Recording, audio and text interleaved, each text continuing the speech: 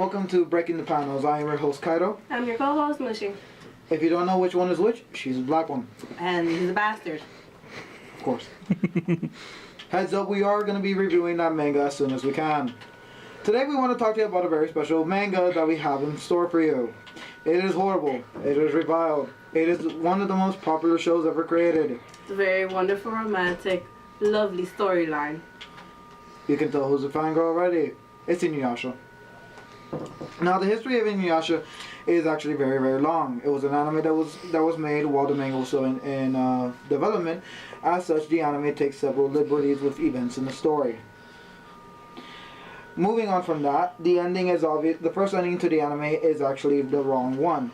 It ends with them going off to search for more jewel shards, and then it supposedly picks up at the final season that they made after the manga was completed. But enough about that. Today specifically, we're going to be talking to you about the top 10 things wrong about Inuyasha. At number 10, we actually agreed on this one for once. We have the swords themselves. Well, to say, we have, as you know, we have the life sword is Tenseiga and the death sword Tensaiga. Tensaiga was for Inuyasha, while Tenseiga is for Sesshomaru. Because that makes sense. Yes, apparently so. Now you know both swords was forged from their father's fangs. One of them was apparently Inuyasha made. Gosh. Please ignore her. She has gas. Mhm. Are you serious? No. Oh. Anyways, the Tenseiga was for Inuyasha for protection in case, as you know, Inuyasha's childhood was very horrible. He got chased out of his village from his parents, or his mother, and so the father's like, oh, here's a sword to protect you. You may want to also point out his mom fucking died. His mom died by a terrible fire. Also, boo-hoo, we all got fucking problems. Yeah, Anyways. I think you're a horrible person. That's why I call him bastard. Moving on.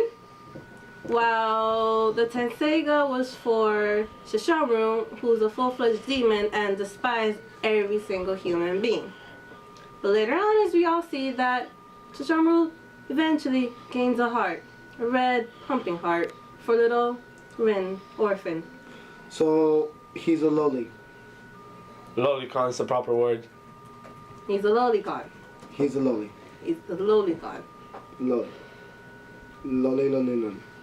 Loli, Anyway, loli, loli, the reason why he takes care of Rin was to see why Inuyasha was so hell bent on trying to protect Rin and trying to protect the human named Kagome and his other friends. So eventually, Rin got killed by Koga's wolf demons. Which is the only, decent thing they ever done in the anime. And then Sesshomaru brought Rin back to life using Tenseiga. Which was the worst thing he's ever done in the anime. Your choice in manga sucks. It's a very lovely story, mind you. The writer should burn in hell. You should burn in hell. I have. Anyways. That's where I met you. Aww. Wanna go on? No, you're good. Good. Okay. Next one shall be Naraku's Stupid Wish. Yeah, I take extreme dislike of this one. Alright, for those of you who don't know, at a certain point, Naraku, fulfills his, deepest, darkest wish, and he gets the complete jewel shard, of course. And guess what he decides to do with it? He could wish for anything he wants. To destroy his enemies, conquer the world, hear the lamentation of the world's women as he fucks them in the ass or whatever he wants. That's a girl. Really? Naraku's a girl. Really? Guy drags. Guy in drags. Go on. No, that makes everything make sense now. You know what? No. You know what is fucker wishes for? He wishes for Kagome to never be able to return once she passes through the well. I'm not joking. Like, literally, this fucker could literally do whatever he wants. Gain strength, have all the women. Fuck, he could have Kikyo. He could have the dead bitch. But that's like the second necrophiliac in the entire story. Yeah. But he wishes for some high school shit. I mean, to never see the girl that reminded me of my ex, that's the type of shit I wish for in high school. Shit, what, is he a schoolgirl now? Wait, actually, yeah, he might actually. Are you serious about that crossover thing? I mean, have you seen how he dresses and how he looks? Have you, like, analyzed the whole feature of Naraku? He's flamboyant to the point where he has makeup on and has very delicate hair. so do you, but we don't mention your crossroads then. See, that's the shit that gets you killed. Moving on. I'll be good. Alright, moving on. The 8th one is actually one that I actually hold very close to my heart. Tetseiga. Yeah. I know we already talked about it in some length, about the swords fusing together not making much sense. But something that really bugged me for a while was the fact that Tetseiga actually got upgrades that made no sense. You have Windscar, you have Adamus Barrage, you have the sword itself turning into dragon scales, and you have the sword turning into a red form. Each of them with a separate powers. Windscar slicing through winds, Adamus Barrage, Backlash wave. diamonds shooting towards the enemy. The red Tetseiga is for barriers alone. I guess the dragon was for defense. Don't look at me like I fucking know. I'm going on a limb and saying defense. That's for. I mean, red one was defense.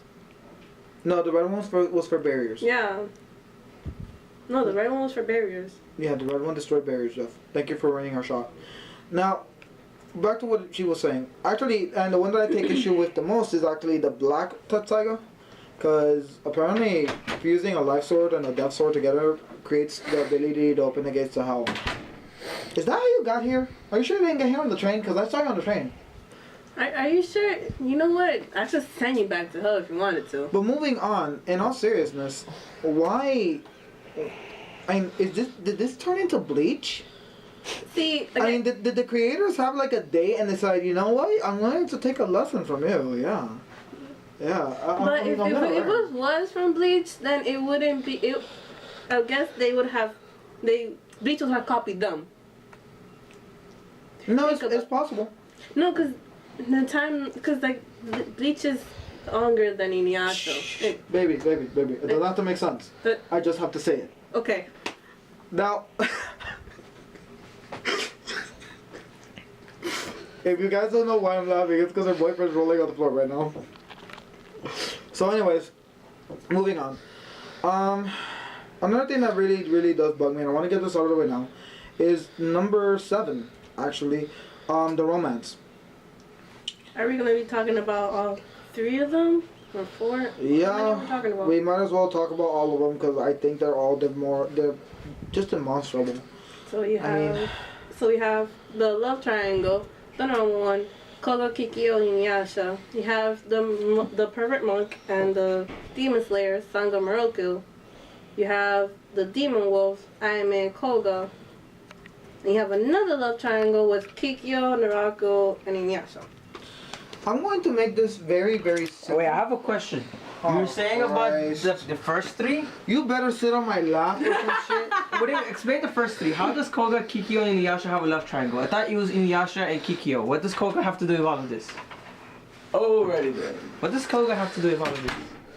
Like seriously. And if you're gonna mention all the love triangles, you might as well mention Hojo as obviously, she misspoke and said Kikyo, Inuyasha, and Kagome. And then you might as well mention Hojo and Kagome, and then past Hojo and the other Kagomes. The main ones. That is a main one. Kagome is a main character. Kagome and Hojo should die within the first 30 minutes of the freaking anime and the manga, to be more precise. Because if you remember, they have several episodes of her being mad scared because she looks at Hojo's scroll and sees her name on it. She assumes she's gonna live in the past forever. How is that not huge? It doesn't make sense. We're gonna be adding that one to the list too. Ow, what did you hit me for? Get out of my shop. I can't cameo? Not now. You see what I deal with on a daily basis, bro? This is why we're gonna make you part of a snuff film later. Oh, what? You'll see. You suck. Okay. So I gotta re-edit the list. You got the love triangle, Kikyo, Kagome, and Inuyasha. Wow. You got another love triangle, Naraku, Kikyo, and Inuyasha, and another love triangle is Koga, Inuyasha, Kagome, Koga and Ayame, and Sango and Miroku. Now, I'm sorry. I respect the creators of Inuyasha for having a brilliant story. I will admit it's a brilliant story. At what point did they smoke weed and decide to have the straight relationship, the tsundere relationship, the yandere relationship, and apparently anything else that they could fit in just to make little boys horny at night? Because you get to see every bit of naked skin imaginable. I'm pretty sure at one point they just drew Kagome without nipples. Brother, that's an actual thing, look that up. And they decided to make that into a normal thing. I mean, I'm sorry, but the romance between Sango and Miroku should have gone way more smoothly. Because I'm sorry, but by the end of it, you already knew that they were waiting for each other. They knew they were waiting for each other. Why did we have to wait till the last episode to know that they were waiting for each other? Why couldn't they have said that at an early date? The thing is that Miroku didn't want to... You're a woman, your opinion doesn't count.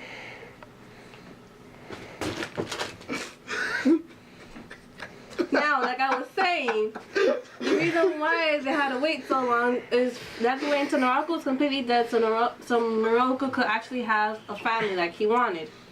That's why they waited so long. Oh, I may die doing this. I am not going to express my obvious love for a person or give them any show of affection because I am waiting to possibly kill the person who has killed every other opponent and previous generation where I have, are you fucking serious? The reason why he waited so long is because he has a wind tunnel. He had to wait if there's a certain length of time that if the wind tunnel grows anymore, it's going to suck his whole entire body and he could die or disappear. So basically, it's her vagina.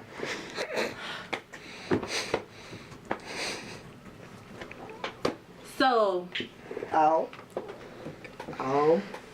Ow. so we have that romance taken care of. Oh, those jokes. That wasn't a joke, that hurt. So we're gonna go to the first very obvious one, which would be the necrophiliac. Just go on. Inuyasha, Kagome, and Kikyo. Kikyo. Now, if you don't know why I'm trying not to vomit, it's because, remember, this is the central driving plot for most of this romantic plot. I said plot twice. Yeah, I know. I mean, this relationship is so toxic, it kills my brain cells. And that's not good, kids. You need those. Are you gonna explain the history? Now, okay. Now, Priceless. no. And you're getting my hat. Now, if you guys don't know, Kikyo was actually the ancestor to Kagome. Yeah, we're going. Well, ancestor because they're still in the same family as well. I'm going with reincarnation. Black women. Now, I'm getting ready to die. Stop. Now, if you don't know, right? Alright, she was born with the Shikon jewel inside of her. And then Kagome was reincarnated with the Shikonjo inside of her. In her belly. Yeah. No. I wonder how that made it all the way through the sperm and the eggies and all that. I remember. But concerning certain other, things, she gets reanimated around episode 3. Episode 4? Yeah. Episode 3? Episode 3 and episode 4. And I'm going to kick you in the nuts, Jeff.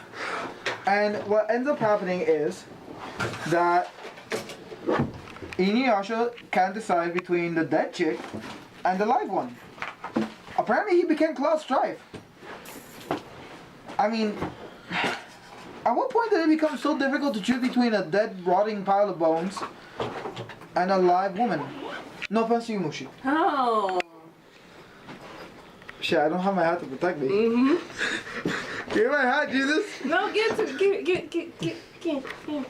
no. Fuck. Why are you looking at me? Do I have to say something for this episode? Give me my hat. My hat. Give me. No. Okay, stop, both of you, children, please, stop. We can all agree, it's a sick fedora. Bro. My bones. Now, going back. Sorry about that. So going back to doing that. Yeah, so he can't nut up and go for a relationship with the real one because he still has feelings for a dead chick. Seriously, it's as if Final Fantasy was, a modern inspiration for this shit. I don't even know how that makes sense.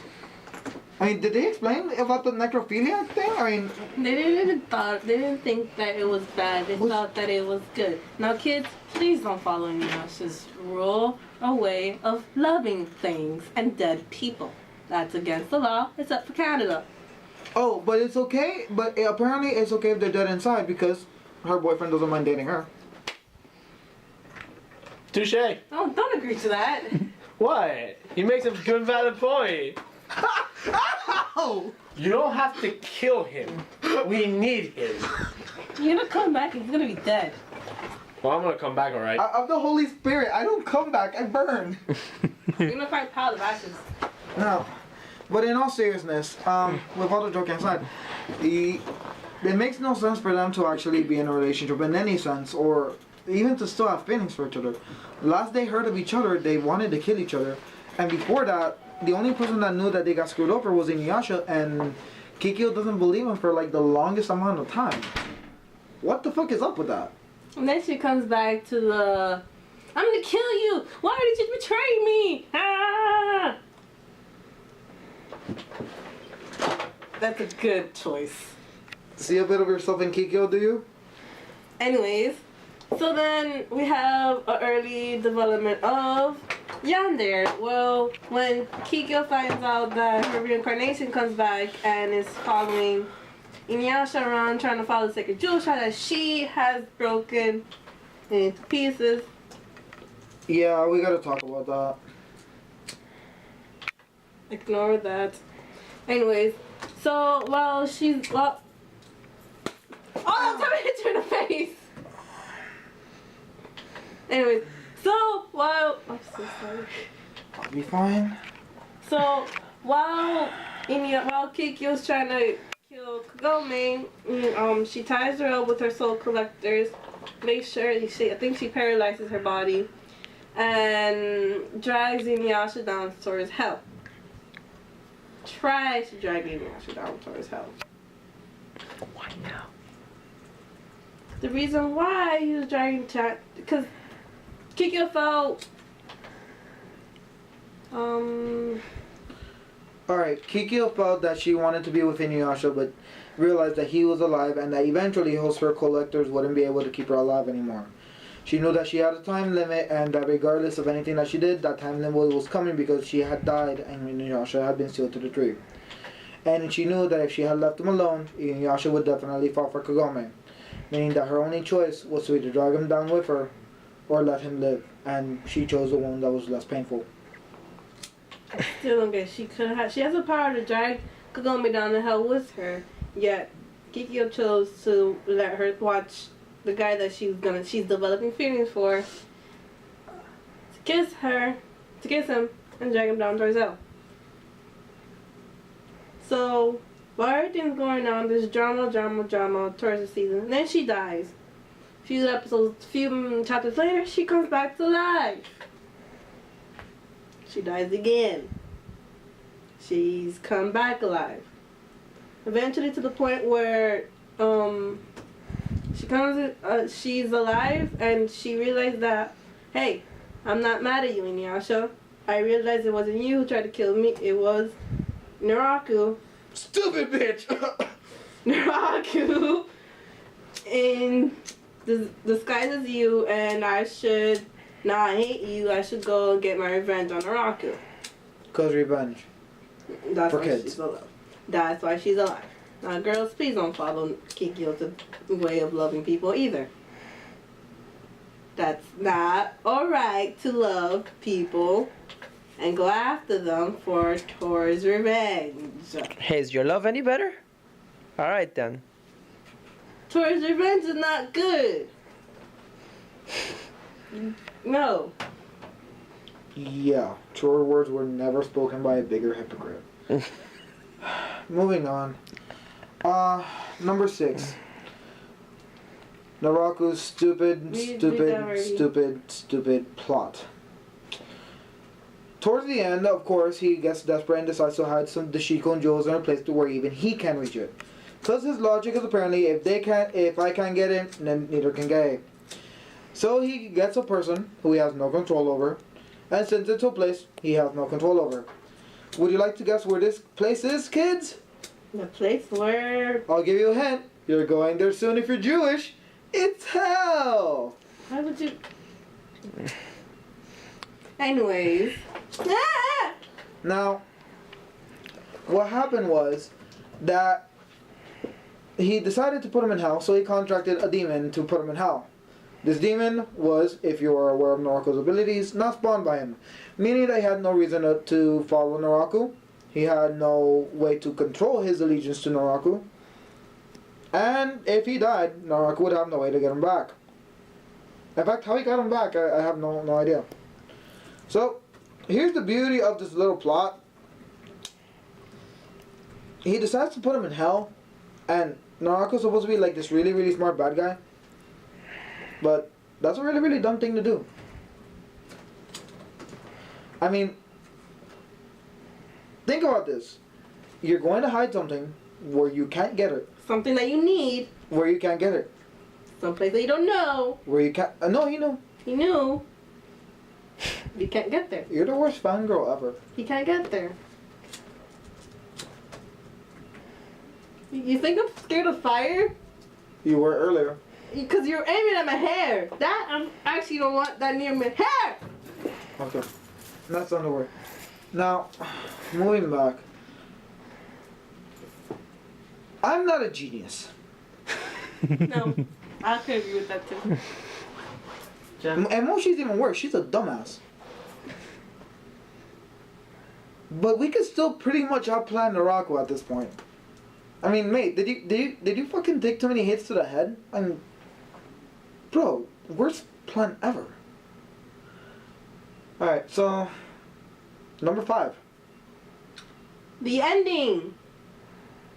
Can we talk about the ending? Let's talk about the ending for the last. Pick Okay, something then else. Shishomaru. Okay, so the ending. Fuck you. The ending. Okay, I'm going to have you guys do a bit of math here. Remember how Naraku's plan involves sending Kagome back to the future and having her stay there? I think this is a really stupid plot for 2 reasons. One, it wouldn't change the fact that the fact that he's interfered in his plot. No, that she's interfered in his plot for all this time. Second, it wouldn't really keep her from coming in the first place, so back to square one. And 3, if her future doesn't have him ruling over demonkind and having the world being a shithole, then doesn't that mean that, you know, you're pretty much ensuring that you don't get your way? I know I just did a thing about Naraku being stupid, and I stand by that. I mean, I think Naraku is perfectly stupid. Like, I even consider my assistant to be smarter than him. Is it a her or him? It's a her? Is that a him? Okay, how about this? Ask this to yourself. I mean, it's here. Ask this to yourself. Is that swordsman that's after Inuyasha? Is that a girl or a guy? There you go. Okay, so you're a guy? Okay. Now, going back. Okay, yeah, let's go with that then. So going back, yeah, but at the ending, alright, think about this logically. If Inuyasha and Kagome have kids in the past, then logically they should be around in the future. And they would have logically come back to say some shit. But they didn't. Not, oh hey, future Kagome, I'm past Kagome. I left you a diary so you would know how to defeat Naraku. Just leave it up to Sesshomaru. But she didn't. Meaning that... You don't know if... What was their end? I mean, they must have had kids at some point. Although... Would they have like the face of a dog with the body of a woman? Or the body of a dog and the face of a woman? Anyways. Stop, would you? No. Okay, I think you have a black eye. Anyways. Since I am a fangirl and I've kind of done a little bit of research on it. The worst fangirl ever, might I add. You're a dickhead. The thing is, since demon genes favor more towards the mother, and since it's a human and a half human, and they have babies, either they would have a really small amount of demon DNA in them, more than like a little smidget of DNA, while the rest of them is like full human. So it would be like more human and then only small trace of demon. So basically they could either have the dog ears or no dog ears and just have the demonic powers that Inuyasha has, but a small bit of it. Not the same as Inuyasha. Thanks for the history lesson, Doctor Who. I did not watch an abomination of a show. Anyways. Hold the fucking counter. Doctor Who is a national treasure. You respect it, you bitch. Now. Okay, so moving on. No, but here's what the smart people think. Your mother. Now, what the smart people think is, if they didn't leave a message, either they're complete dick waffles, I think that, or their family didn't last very long. I mean, let's face it. After Naraku, gets defeated, everyone's gonna want to be the top dog. Eventually, someone's gonna win, and then Inuyasha has to get old sometime. And his kid probably did inherit less demonic power. And let's face it, Inuyasha's dad didn't make the sword for them. I'm telling you, they died. Makes sense. I mean, yeah, if you're gonna go by that, listen to what I say. You're a woman. Your opinion doesn't matter. Listen to what I say. And apparently, now, if we're gonna go by that logic, then the demon power is gonna go down quickly and quickly. One generation goes by, and eventually, sooner or later, the demon genes would fade away from that family heritage, and eventually they're gonna be full-fledged humans. It would be greater if the demon, gene kept being carried on, and that's like the same devil gene from like Tekken, or hell, even what allows the kids in Pupa to survive for so long. God knows they need to die. But eventually, if they keep mating with humans, eventually they're not gonna have no more demon genes and just like 5% of them. Science is not your strongest skill. All right. Moving on. So show me all the girls. Let's go with the girls. Okay.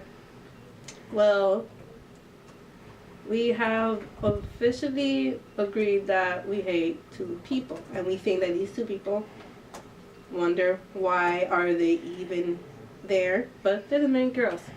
Kikyo and Kagome. Oh, What the fuck were you thinking?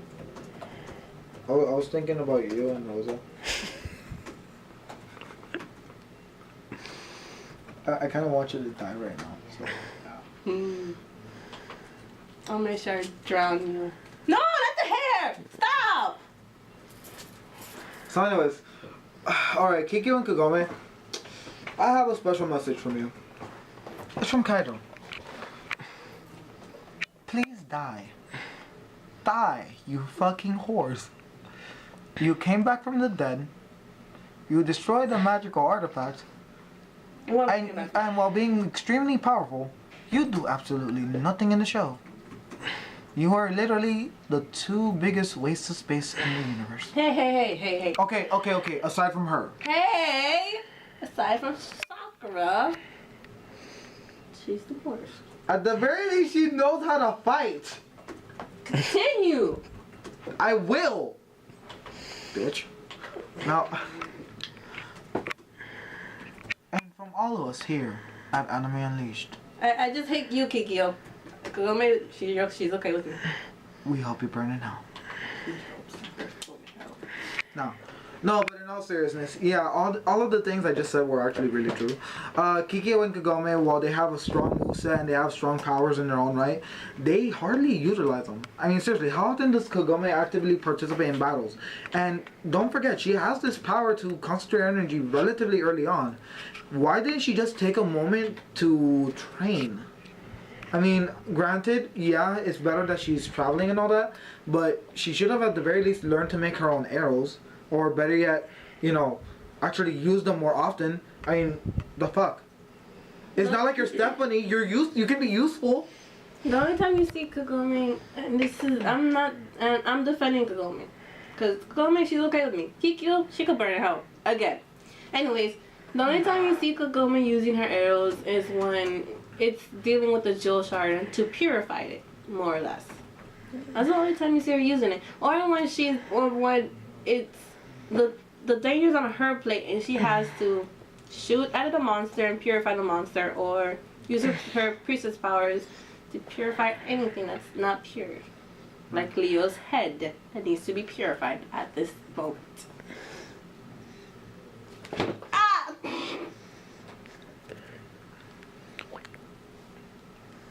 Okay, so going back.